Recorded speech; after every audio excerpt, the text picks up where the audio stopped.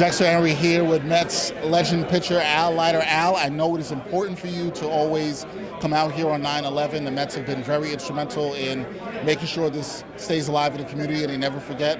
What does it mean for you to come out here today? Well, you set it up perfectly. It's any time that I can do something to maybe have somebody who remembered when I played, and it feels so weird for me that it's 24 years ago today that an awful, heinous terrorist act was committed and almost 3,000 lives were lost. I think my message is that the reason why the Mets have done such an amazing job of keeping this in the front of our brain as opposed to in the back of our brain. I know it's 24 years. There's almost a generation of people that they have to, read about it as opposed to have lived it. And we can never forget. Like, I mean, it sounds trite, but it's true. It's people went to work that morning. They got their coffee. They got their bagel. They were dealing with their lives, and they went to work, and they never got home. And the people that were there to respond, to help people get out of the building, they lost their lives. It's crazy. So, me along with my friends, and I'm sure you have enough sound bites here, my teammates understood it. It was personal for me.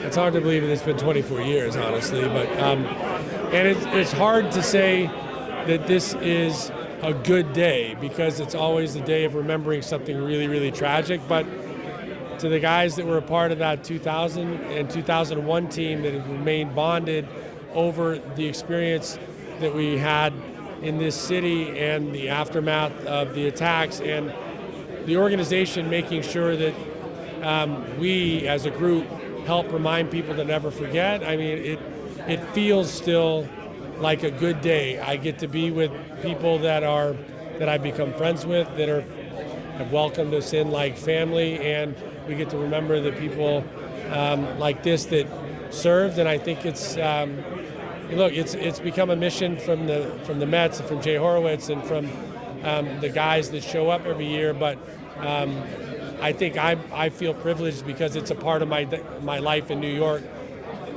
365 days a year now. I feel like I've got brothers all over the city that I would have never known had it not been for the tragic events that brought us together.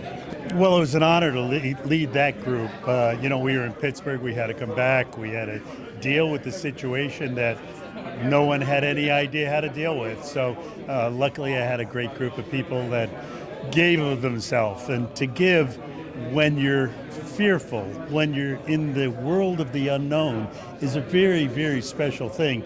Most people would want to be inward. My guys wanted to be outward, and I'm proud of that. You continue to be outward. You come here every year with the Mets to honor and have people never forget. What does it mean to you to continue to be outward in that way? Well, it's not only the men and women in uniform that were lost that day, and their heroic efforts should never be forgotten, but there are a lot of heroes that didn't leave that day and didn't go home, and I've been honored to be part of some families.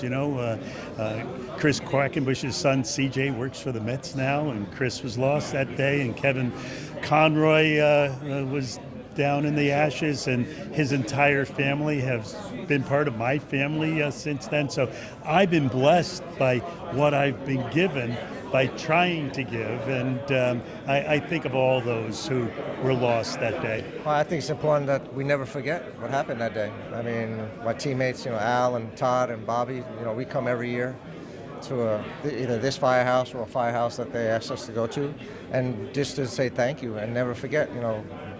It's been 24 years now, and it seems like yesterday, and it seems like we just don't want people to forget, and we want to give back and always continue to give back our support for the fire department and all the first responders in the city, because what they did was a great job.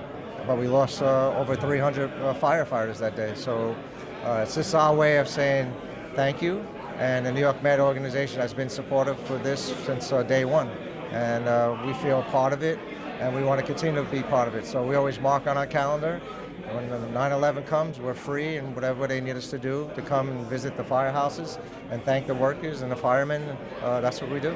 You could see here today that the firemen in here, they really appreciate you guys being here. But I remember at that time in 2001, I was actually in Pittsburgh. I was going to go see you guys play that day. But when you guys came back and were here in the city, and then 10 days later had that first game back at Shea, and were able to uplift the city. When you think back about that and what it did for people, what does that mean to you? Well, I think for that 2 or 3 hour, that 3 or 4 hour period that we played that game, I think we put a small Band-Aid on a big wound, and we made the fans and the city forget for a couple hours of what happened. But then once that game went over, it's right back to not forgetting what happened. So I always say, and I said it before just now, a small Band-Aid on a big wound, and that's what we did for a couple hours.